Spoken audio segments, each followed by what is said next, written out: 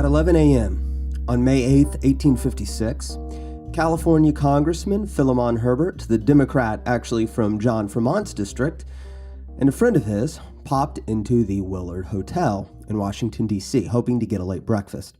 But it was nearly lunchtime, so his breakfast expectations were not ones the kitchen at the hotel restaurant was necessarily prepared for.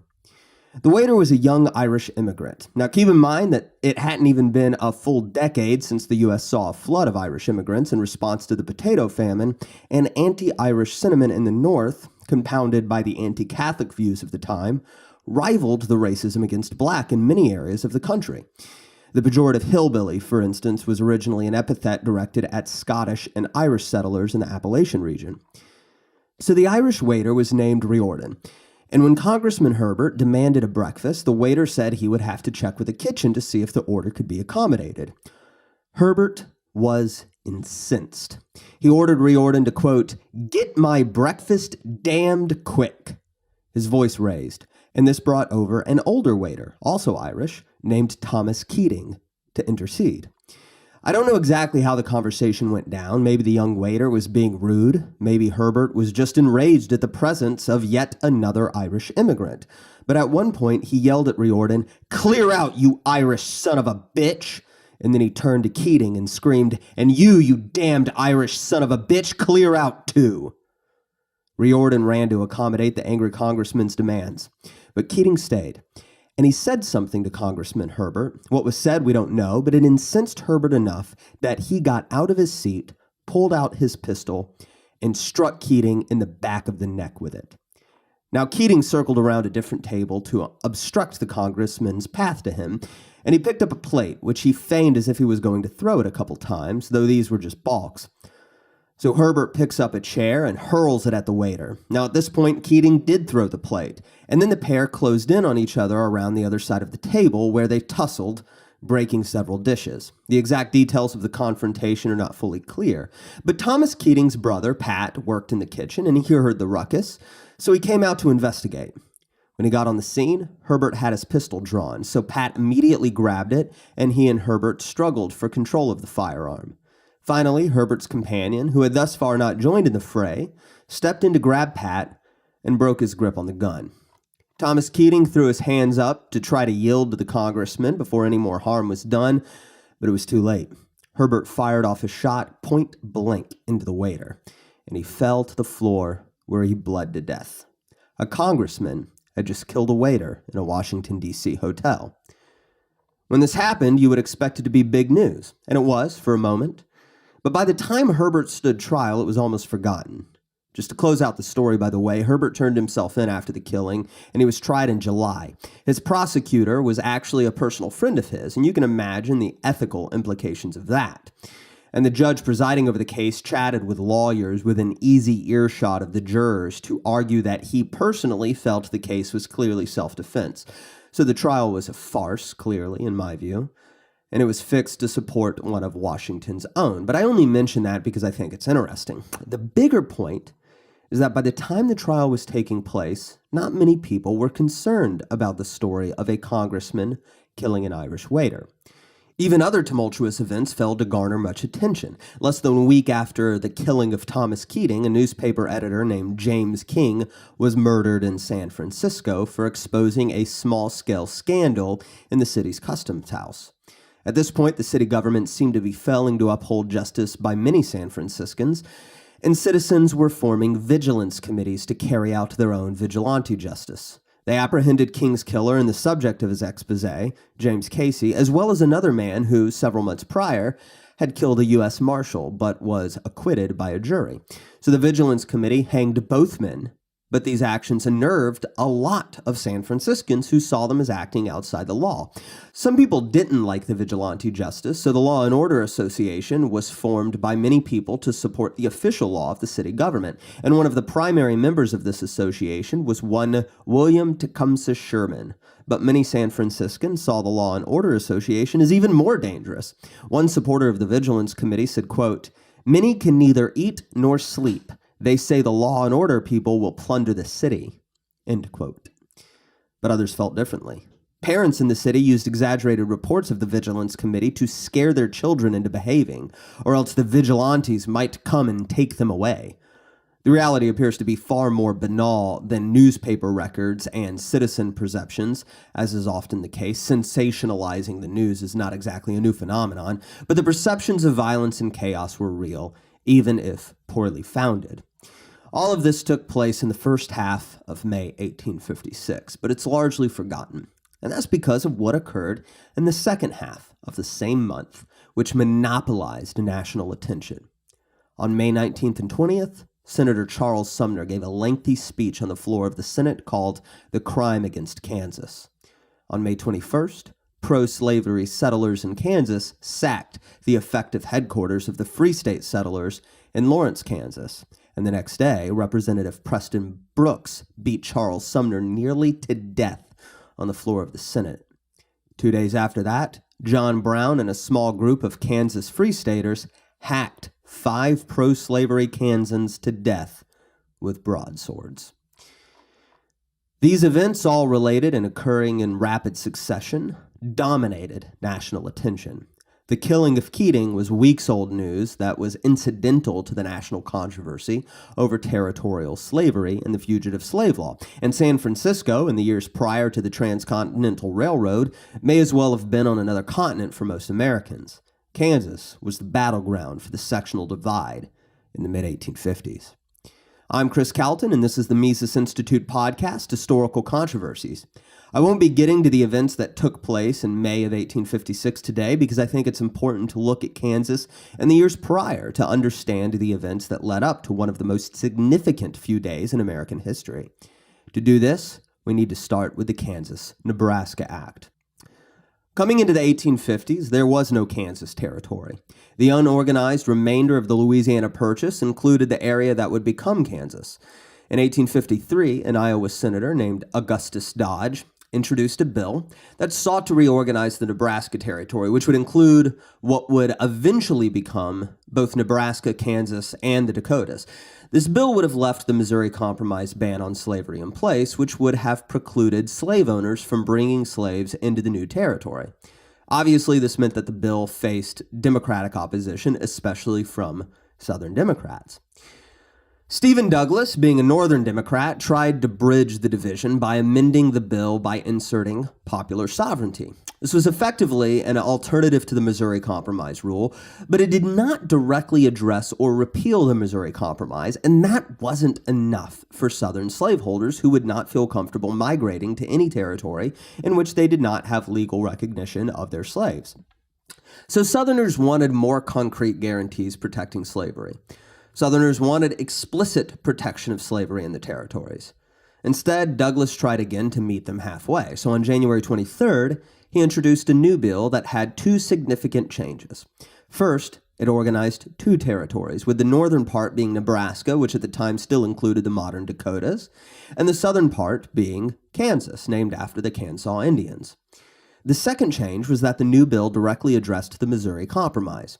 The bill called the Missouri Compromise, quote, inoperative and void.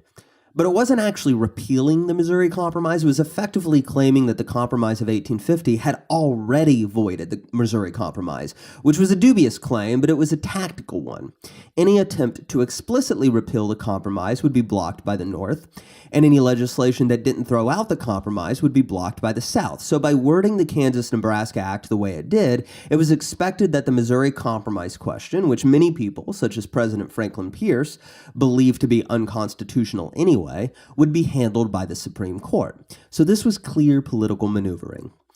The division of Nebraska to create Kansas was important because Kansas shared a border with Missouri, a slave state. Were that territory to become a free state, Missouri would be surrounded on 3 sides by free states. So Missouri slaves would have numerous havens when running away. If the territory were organized as the large Nebraska territory, it would be easier for Northerners to populate it and vote out slavery under popular sovereignty. But by splitting up the territory, Nebraska could be surrendered to the North, while Kansas could be potentially populated by enough supporters of slavery to make it a slave state through popular sovereignty.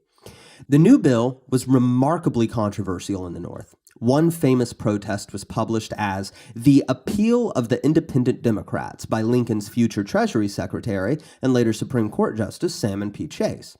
The appeal accused Douglas of violating the sacred pledge of the Missouri Compromise. Senator Charles Sumner also gave a speech denouncing the bill, and like many Whigs, this controversy would compel him to switch to the Republican Party.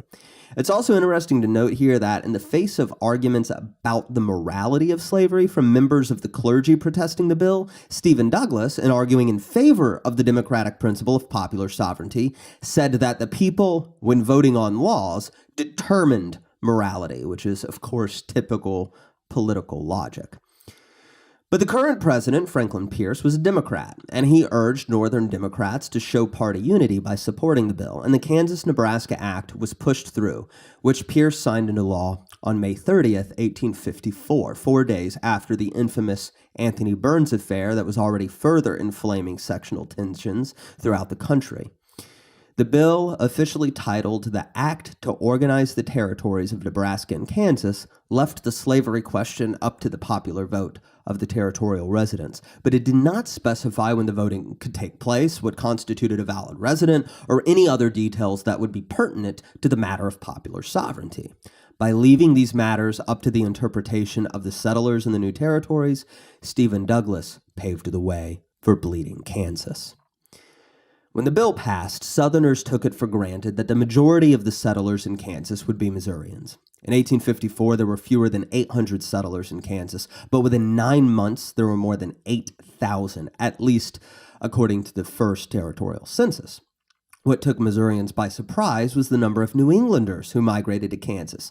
Many of these settlers were doing so for political reasons. Nearly half the settlers in Kansas were from Missouri, though some of the Missourians were white laborers who actually opposed slavery on protectionist grounds. They didn't want to compete with slave labor.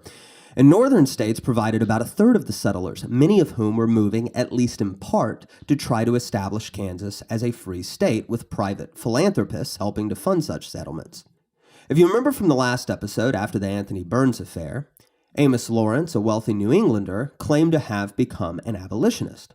Like many Northerners with abolitionist sympathies, he still held views regarding the racial superiority of whites, but he became active in working for not only the ending of slavery, but the rights of blacks as well. In fact, just as an aside, even among abolitionists, most people still held these kinds of racist views, which is another thing that would set John Brown apart, because he was one of the few people that really treated blacks as equal to himself, impressing people like Frederick Douglass, but also bothering other abolitionists to some degree, but that's a bit off topic for the time.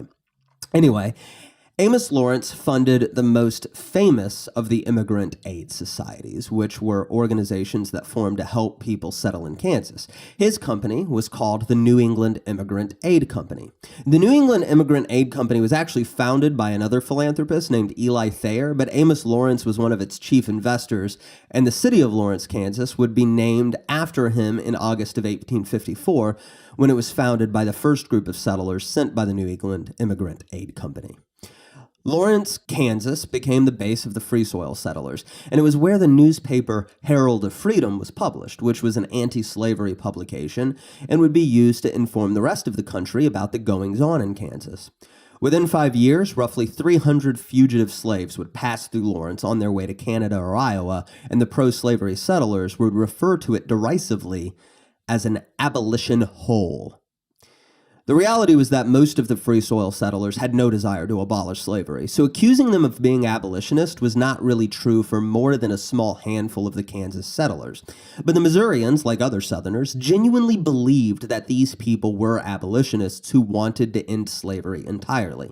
And that's an important point to keep in mind during the whole history of the Civil War and the lead up to it, actually. I think some people downplay the importance of slavery in the build-up to the Civil War by pointing to the fact that the North, for the most part, wasn't overly concerned with slavery, which is largely true even though things like the Fugitive Slave Act did push people towards abolitionism. But even then, most Northerners were more concerned with the so-called slave power being the political power of the Southern states than slavery itself. These people are correct in their assessment of Northern sentiment, but they forget or ignore the Southern perception that the North was full of abolitionists, and that belief drove Southern behavior in significant ways. And some people on a different side of the debate overstate the anti-slavery sentiments of people like Abraham Lincoln and other Northerners who were rather lukewarm on the issue of slavery. These people are pretty much just buying the Southern narrative about the North without actually looking into the facts. So we have two polarizing narratives about the Civil War that pretty much mutually depend on having at best a partial view of the historical context in which these events took place. So that's why I stress these things the way I do. But this perception that abolitionists were flooding in to take over the state is important. As long as Missourians believed that was the reality, it would affect their strategy in making Missouri a slave state. In response to the supposed nest of abolitionists, pro-slavery Missourians started organizing into pro-slavery groups with names like the Platte County Self-Defense Association, which was formed in the summer of 1854. Despite stressing that these groups were self-defense organizations, members of the group were openly hostile toward free blacks, slaves who were allowed to hire out their own labor, and whites who opposed the extension of slavery in the new territory, which were viewed as abolitionists regardless of what their actual views on slavery as a whole were. The Platte County Self-Defensive Association was founded and led by a man named B.F. Stringfellow, and Stringfellow was determined to protect Kansas from quote-unquote felonious philanthropists, who were supposedly luring slaves away from their owners. Shortly after the group was founded, for example, Stringfellow's organization accused a man of forging passages for slaves, and they convicted him of the crime of being an abolitionist. This all being extra-legal, essentially vigilante justice, of course, so in punishment, they shaved the head of this guy and told him he had 48 hours to get out of Kansas. Another man the group convicted of abolitionism was given 24 lashes with a whip as punishment for his criminal anti-slavery behavior, and then he was escorted to Iowa. Stringfellow even wrote a manifesto for his self-defensives entitled Negro Slavery, No Evil, which obviously rejected the moral condemnation of slavery levied by some Northerners. The self-defensives also advocated free speech, so long as that speech wasn't anti-slavery speech because, as Stringfellow argued, quote, in a slaveholding community, the expression of such sentiments is a positive act, more criminal, more dangerous than killing the torch of the incendiary, mixing the poison of the assassin, end quote. In other words, just to be clear on that, the pro-slavery factions of Kansas were opposed to speech that might incite violence, and using violence to suppress such speech was naturally self-defensive. Not that this logic has any modern-day parallels, of course. So when the New England Immigrant Aid Company was arming its settlers, it wasn't based on any kind of irrational fear. The first clashes between the pro-slavery border ruffians, as they became known, and the Free State settlers took place over land disputes. New England settlers were purchasing contested land claims, and in response, Missourians would set fire to their cabins and destroy the tents the New Englanders were living in.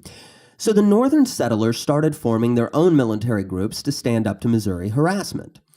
One of my favorite stories is of a California Gold Rush veteran who settled in Kansas, and when his land was disputed by Missourians, he started stripping off his coat and vest as if preparing to fight. So I can't help but imagine this guy taking off his shirt saying, "Come at me, bro," because this is effectively the 19th century version of that. And when some of the Missourians were ready to call his bluff and fight him, he shouted out for his friends to hold him back, which was also a bluff, as he had no friends inside the tents he was yelling at. But the bluff, at least in this case, worked, and the Missourians backed off. Territorial elections started to take place in the fall of 1854. The first governor of Kansas, appointed by President Pierce, was Andrew H. Reeder. He was a Northern Democrat and a supporter of popular sovereignty, much like Stephen Douglas. So he set the terms for the election, specifying that voters must actually reside in the Kansas Territory, among other things, but his instructions were virtually ignored, and the actual election practices varied from one locality to another. Pro-slavery settlements, for instance, considered the intention to settle in the territory sufficient to be allowed to vote. So he set the first election for territorial delegates to take place on November 29, 1854. Despite stipulating the residency requirement for election participation, Missourians ignored the rules. At the convention in Leavenworth, which was effectively the pro-slavery headquarters in Kansas, most of the attendees were non-residents. The convention decided to support the quote-unquote Southern rights candidate, a man named J.W. Whitfield. Whitfield won the election by a landslide. But the landslide was what made the election so clearly dubious to observers.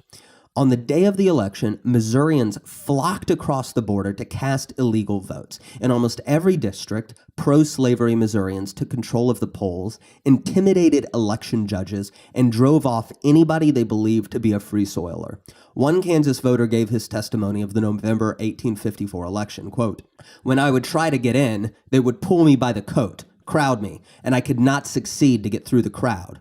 I then went round and hurrahed for General Whitfield, and some of them who did not know me said, 'There's a good pro-slavery man,' and lifted me up over their heads, and I crawled along over their heads and put in my vote. Then someone who saw my ticket cried out, 'He is a damned abolitionist! Let him down!' And they dropped me."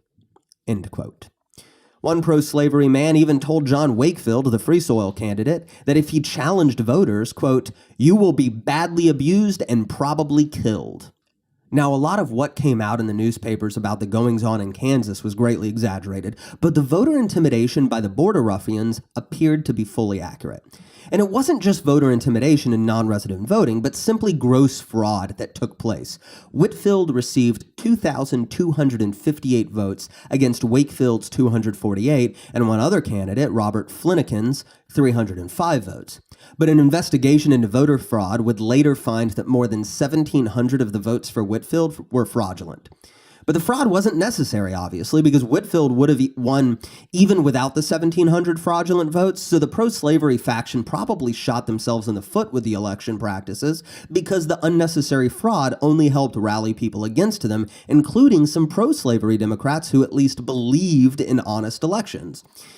The next election for the territorial legislature was to take place on March 30th, 1855, and this would demonstrate the dishonesty of the electoral practice by Missourians even more blatantly. In this case, some Southern slaveholders were paying Missourians to go into Kansas to vote for a pro-slavery legislature. And just to make clear the contrast, Amos Lawrence and other wealthy New Englanders were helping to fund settlements in Kansas, but the settlements were legitimate.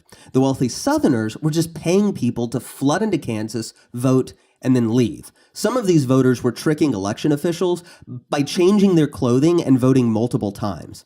Armed Missourians also made camp outside of Lawrence, Kansas, to intimidate potential anti-slavery voters. In some cases, Lawrence residents actually had to climb onto the roof of the building where voting was taking place to sneak in and cast their votes. At another polling place south of Lawrence, a pro-slavery activist named Samuel Jones, who became the sheriff a little bit later, and a band of border ruffians charged into the place, stole the ballot box full of votes, and told the judge there that he had 5 minutes to resign or be killed. The judge did resign, but he was able to smuggle out some of the election results as he fled. Other acts demonstrate the brazen opposition to a legitimate election. One Missouri paper called the Parkville Luminary denounced the election fraud taking place in Kansas, so a group of pro-slavery Missourians, more than 200 of them, threw the printing press into the river and ordered the publisher and editor out of the state. In another example, when a man named Party Butler, who had settled in Kansas, publicly voiced his intention to vote to keep slavery out of Kansas, another pro-slavery mob dragged him into the river, gave him a mock trial, debated on whether or not they should hang him, and finally put him on a raft and set him adrift with a sign that read, "Eastern Immigrant Aid Express, the Reverend Mr. Butler's agent for the Underground Railroad." Election fraud was so widespread that more than 6,000 votes were cast, nearly all of which were for the pro-slavery candidate, despite the fact that there were only about 2,500 legal voters in the entire territory. When a lawyer named William Phillips signed an affidavit attesting to the voter fraud, some border ruffians kidnapped him, shaved the side of his head, stripped him of his clothing, tarred and feathered him, and held a mock slave auction in which he was sold in Weston, Missouri. Mock sold, of course, he was really just expelled out of the territory. So after the March election, the new pro-slavery legislature set to work ensuring the protection of slaveholders in Kansas, while the Free Soil settlers viewed the new government as a mockery of justice. And this meant that even many of the settlers who were more apathetic towards slavery actually moved toward abolitionism in response to this. James Montgomery is a great example of this. He moved to Kansas with no strong opinion on slavery, but he would eventually become an ally of John Brown and carry out raids against Missouri slave owners before and during the Civil War. By August, Governor Reeder was fired by President Pierce and replaced with a second territorial governor, Wilson Shannon. Meanwhile, the new legislature passed a law called an Act to Punish Offenses Against Slave Property. This made aiding a slave rebellion a crime punishable by death, regardless of the race of the offender, and the death penalty was also prescribed for people who spoke, wrote, or circulated any kind of statement that might incite a slave revolt. For general anti-slave speech, such as saying that holding people in bondage was immoral, people were to be sentenced to 2 years hard labor, and anybody who conscientiously objected to slavery was barred from jury duty. So the new slave code for Kansas pretty much made any kind of expressed opposition to slavery in any form a criminal offense punishable by either death or hard labor, and the trial was guaranteed to be held in front of a pro-slavery jury. So this is the environment that the anti-slavery settlers were dealing with in 1855 and 1856, and I think that context is vitally important to understand the goings-on in 56. In opposition to the bogus legislature, as it was referred to by the Free Soilers, the Free State settlers elected their own legislature at a convention held at Big Springs in August of 1855. The attendees organized a Free State Party, denounced the official legislature, and appointed the recently fired first governor of the territory, Andrew Reeder, as their delegate to Congress. They also planned another convention to be held in Topeka, another city founded by New England Immigrant Aid Company settlers, to draft a free state constitution. On November 12th, the Topeka Constitution was drafted, and in its Bill of Rights, slavery was banned. Although there was a debate over the issue, another clause also excluded free blacks from the state as well in order to protect white labor. This is worth mentioning because as Kansas moves forward over the next few years, we can actually follow the anti-slavery shifts through their various constitutions as Kansans react to violence from the border ruffians by moving closer toward the abolitionist positions. So further constitutions would eventually protect the rights of free blacks, but the early Free Soil Constitution would not allow free black immigration. The idea of the Topeka Constitution is that the country would recognize the farce of the territorial elections and would back the Free State Legislature when admitting Kansas as a state. But President Pierce denounced the Free State Legislature in January of 1856 as being revolutionary and potentially treasonous. The president blamed the conflicts in Kansas entirely on the northern settlers. The Free Soil Kansans were on their own.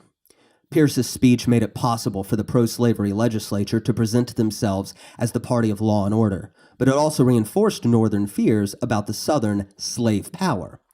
Preparing for war, the Free Soilers started referring to their Sharps rifles as Sharps Revised Statutes.